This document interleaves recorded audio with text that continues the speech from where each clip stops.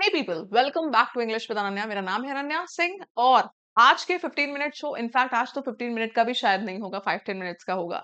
आज का टॉपिक है काफी इंपॉर्टेंट, हेल्पिंग वर्ब्स। मैंने सोचा आगे आपको कुछ भी पढ़ाऊं उससे पहले हेल्पिंग वर्ब्स तो जरूर पढ़ा दूं, क्योंकि ये एक ऐसी चीज है ना जो फाउंडेशन बनाती है ग्रामर का। तो हेल्पिंग वर्ब्स तो आपको पता ही होने चाहिए कुछ भी पढ़ने से पहले। तो अब मुझे जब बोलते हैं ना, जब जागो तभी सवेरा, तो अब मुझे याद आए हैं हेल्पिंग वर्ब्स। आप लोग को थोड़ा बहुत नॉलेज होनी चाहिए। आज पूरी नॉलेज हो जाएगी आपको हेल्पिंग वर्ब की, स्टार्टिंग से लेके एंड तक देखना, शॉर्ट वीडियो है। एंड पहली बार आए हो तो इंग्लिश विद अनन्या को सब्सक्राइब भी कर लीजिएगा। ये हमारा टेलीग्राम है, इसको ज्वाइन करना है। इस पे क्विज होते हैं, आपको पीडीएफ मिलते हैं, क्लास के नोटिफिकेशन वगैरह मिल जाते हैं। तो must join this Telegram group English with Ananya, जिसका लिंक आपको डिस्क्रिप्शन बॉक्स के में मिल जाएगा। ठीक है, आइए। तो हेल्पिंग वर्ब्स होते क्या हैं? ये कुछ ऐसे वर्ब्स, एडिशनल वर्ब्स होते हैं स्टेटमेंट्स में, जो हम मेन वर्ब के साथ लगाते हैं। अब मेन वर्ब क्या होते हैं? For example, I am sleeping. तो स्लीपिंग मेन वर्ब है, लेकिन जो एम है वो हेल्पिंग वर्ब है। He is staring at me, steering help main verb है, लेकिन इज हेल्पिंग वर्ब है। तो ये एडिशनल वर्ब्स के बारे में यहाँ पे इस क्लास में हम डिस्कशन करने वाले हैं। तो ये होते हैं हेल्पिंग वर्ब के टाइप्स। सबसे पहले बी टाइप, हाफ टाइप और डू टाइप। बी टाइप में आपको कौन कौन से मिल रहे हैं? Is, am, are, was, were, इनको हम कहते हैं be type helping verb. Half type में होते हैं हैव, हैज और हैड। और डू टाइप में होते हैं डू, डस एंड। ये सारे हेल्पिंग वर्ब्स हैं हमारे, जो हम ग्रामर में यूज करते हैं। आप सबने देखे होंगे इसको डिफरेंट डिफरेंट स्टेटमेंट्स में। ठीक है, आगे बात करते हैं बी टाइप हेल्पिंग वर्ब्स कहाँ कैसे यूज किए जाते हैं, इनके बारे में। सबसे पहले अगर मैं बात कर रही हूँ use to form continuous tenses, ये जो बी फॉर्म के होते हैं वर्ब्स, कॉन्टिन्यूअस टेंसेस के लिए इस्तेमाल होते हैं। For example, I am dancing, मैं नाच रहा हूँ। एम यहाँ पे क्या है? हेल्पिंग वर्ब है। मैं नाच रहा हूँ, मैं नाच रही हूँ, कॉन्टिन्यूअस के लिए हम यूज करते हैं। ठीक है, राहुल इज सिंगिंग, राहुल गा रहा है। राहुल गा रहा है, गा रही है, इसलिए हमने जेंडर न्यूट्रल करने के लिए हमने गा रही है लिख लिया है। Yes. फिर दे आर प्लेइंग, वो लोग खेल रहे हैं, वो लोग खेल रहे हैं, दे आर प्लेइंग। राइट, तो पहला यूसेज है कि कॉन्टिन्यूअस टेंस बनाने के लिए हम लगा सकते हैं इज, एम, आर, वॉज और वर। ठीक है, नेक्स्ट यूज होता है पैसिव बनाने के लिए, पैसिव वॉइस कन्वर्ट करने के लिए। मैं वॉइस और नरेशन भी लेकर आ रही हूँ बहुत ही जल्द, आप लोग के मैं डेली कमेंट्स पढ़ती हूँ। ठीक है, तो वॉइस और नरेशन की डिमांड आ रही है, बहुत ही जल्द आने वाले हैं आपके वॉइस और नरेशन। पैसिव बनाने के लिए, पैसिव में ऑब्जेक्ट मेन होता है ना। इज के साथ वर्ब का third form is being repaired, continuous है लेकिन पैसिव है, तो is being repaired, was being repaired, were washed. ठीक है, right. I was treated very well, I was treated, मुझे ट्रीट किया जा रहा है, स्टेटमेंट पैसिव में है, वॉज लगा हुआ है। तो पैसिव वॉइस बनाने के लिए भी हम बी फॉर्म के हेल्पिंग वर्ब्स का यूज करते हैं, is, am, are, was and were. ठीक है, यूटेंसिल्स वर वॉश्ड, बर्तन धो दिए गए थे। थोड़ा सा आपको आइडिया दे दूं पैसिव वॉइस का, जब पहला वाला जो नाउन या प्रोनाउन है, अगर उसके ऊपर काम हो रहा है, मतलब ये ऑब्जेक्ट है। स्टार्टिंग अगर ऑब्जेक्ट से होती है तो पैसिव वॉइस, स्टार्टिंग अगर सब्जेक्ट से होती है तो एक्टिव वॉइस। सब्जेक्ट कौन है? जो स्टेटमेंट में काम कर रहा है। I am teaching you, I subject है क्योंकि मैं पढ़ा रही हूँ, मैं काम कर रही हूँ। सब्जेक्ट से शुरुआत तो एक्टिव वॉइस, ऑब्जेक्ट से शुरुआत तो पैसिव वॉइस। ठीक, डन।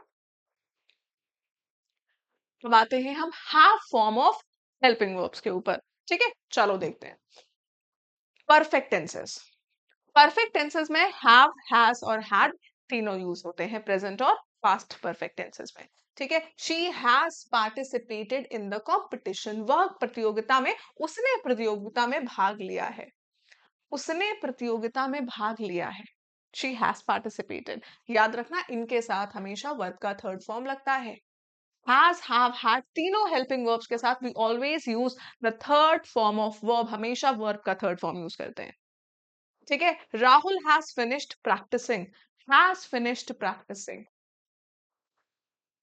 ठीक है, फिर दे हैड लेफ्ट, हैड के साथ देखो वर्ब का थर्ड फॉर्म, इसमें देखो वर्ब का थर्ड फॉर्म। तो ये हमेशा किस में लगते हैं? ये परफेक्ट टेंसेस में लगते हैं, और ये इनके साथ वर्ब का थर्ड फॉर्म यूज होता है। वह घर चले गए थे, वह घर चले गए थे। राहुल ने प्रैक्टिस समाप्त कर ली है, राहुल हैज फिनिश्ड प्रैक्टिसिंग। जब एक्शन कंप्लीट हो जाता है, मतलब अभी अभी कोई चीज कंप्लीट हो गई है, तो इसके लिए हम लगाते हैं क्या? इसके लिए हम लगाते हैं परफेक्ट टेंसेस, राइट। परफेक्ट का टेंस के केस में मतलब ही है कंप्लीशन, राइट, ठीक है। फिर परफेक्ट कॉन्टिन्यूअस टेंसेस में भी ये यूज होते हैं। कैसे परफेक्ट कॉन्टिन्यूअस टेंस बनता है? याद रखना, परफेक्ट कॉन्टिन्यूअस बनाने के लिए हम बीन और वर्ब का आईएनजी फॉर्म लगाते हैं। वो प्रैक्टिस कर रही है, she has been practising, participating. She has been participating in the competition since January. वो जनवरी से ही कॉम्पिटिशन में पार्टिसिपेट कर रही है, वो जनवरी से ही कंपटीशन में पार्टिसिपेट कर रही है, तो she has been participating. Structure क्या है? Has, have, had plus been plus verb का आईएनजी फॉर्म। ये है परफेक्ट कॉन्टिन्यूअस, ठीक है। नीचे देखो, Rahul has been practising, Rahul practice कर रहा है, राहुल प्रैक्टिस कर रहा है ना। बस इसके साथ एक टाइम फ्रेम हम जरूर लगाते हैं कि सुबह से कर रहा है, तो हम लिख देंगे सिंस मॉर्निंग, तो ज्यादा सूटेबल होगा। Rahul has been practising since morning, सुबह से वो प्रैक्टिस कर रहा है। इतना क्लियर? आई होप इतना क्लियर होगा, right.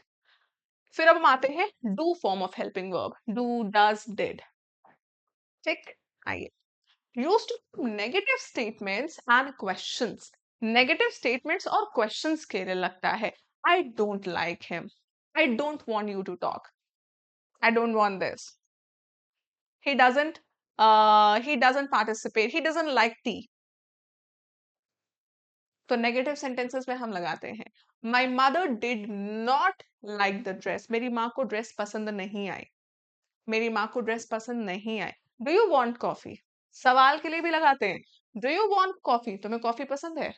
Do you like tea, है ना। He does not like winter season. तो do, does, did negative sentences में लग रहे हैं, और उसके साथ साथ कहाँ लग रहे हैं? ये क्वेश्चन फ्रेम करने के लिए भी लग रहे हैं, ठीक है।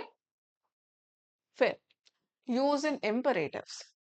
इम्परेटिव सेंटेंसेस क्या होते हैं? जो हम किसी को रिक्वेस्ट कर रहे होते हैं, कुछ ऑर्डर दे रहे होते हैं कि ऐसा कर दो, तो उसके लिए इम्परेटिव यूज होते हैं, ठीक है। जैसे कि डू कम ओवर, आइए आइए, डू कम ओवर, आइए, इसको हम लिखते हैं do come over. Don't forget to call me, मुझे कॉल करना मत भूलना, या मुझे बुलाना मत भूलना, don't forget to call me. हम डू या डोंट का यूज कर रहे हैं। तो इस तरीके से तीनों के यूसेज क्लियर हो गया, आई होप, राइट। तो यही थे, मैंने कहा ना बहुत छोटा सा टॉपिक है हेल्पिंग वर्ब्स, लेकिन हेल्पिंग वर्ब्स बताना आपको बहुत जरूरी था। ये हार्डली 5 कितने मिनट हो गए, 8 मिनट हो गए, हार्डली 5 से 7 8 मिनट का एक टॉपिक था, लेकिन इसको बताना इसलिए इंपॉर्टेंट था क्योंकि हम ग्रामर अभी जितनी भी पढ़ेंगे, अभी हम वॉइस पढ़ेंगे, नरेशन पढ़ेंगे, उससे पहले हेल्पिंग वर्ब समझाना बहुत इंपॉर्टेंट था। वीडियो अच्छी लगी हो फटाफट से लाइक कर दीजिए। कम समय में ज्यादा नॉलेज, ज्यादा कंटेंट, ये मिलेगा आपको इंग्लिश विद अनन्या पे। तो इंग्लिश विद अनन्या को सब्सक्राइब करके जाना, वीडियो अच्छी लगी है लाइक करना, और कम से कम 5 दोस्तों को शेयर, इस वीडियो को सब तक पहुंचाइए। आपके लिए ऐसी 1000 वीडियोस हम लेकर आएंगे, ठीक है। So guys, keep supporting, keep spreading love, and मिलते हैं आपसे नेक्स्ट वीडियो में। कमेंट सेक्शन में मुझे बताना नेक्स्ट वीडियो आपको कौन सी चाहिए, जरूर बताया करो, क्योंकि मैं उसी से टॉपिक्स उठाती हूँ जो आपके वीक है, ठीक है। Radhe Radhe, thank you so much.